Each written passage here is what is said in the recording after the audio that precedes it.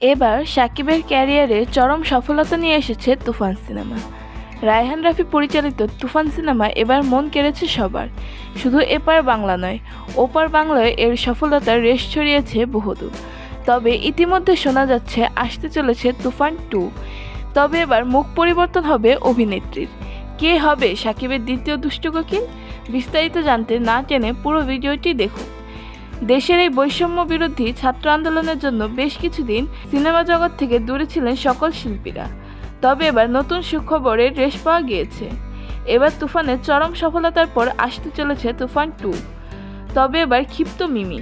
তুফান 2 থেকে বাদ পড়েছে মিমি চক্রবর্তী। মিমির ভাষ্যমতে তুফান সিনেমা হিট হওয়ার প্রধান কৃতিত্ব তার। তবে এবার মিমি নয়, নতুন মুখ খুঁজছেন পরিচালক রায়হান রাফি। এই তথ্যটি প্রকাশ হওয়ার পর প্রায় সাকিবিয়ানদের দাবি এবার তুফানে সাকিবের সাথে দেখতে চায় অপু বিশ্বাসকে। সিনেমা জগতে একসময় তাদের জুটি ছিল সুপারহিট। তবে শোনা যাচ্ছে বাস্তব জীবনেও নাকি এক হয়েছে এই জুটি। তো প্রিয় ভিউয়ার্স, তুফান 2-তে সাকিবের সাথে কাকে দেখতে চান জানাতে ভুলবেন না আমাদের কমেন্ট বক্সে।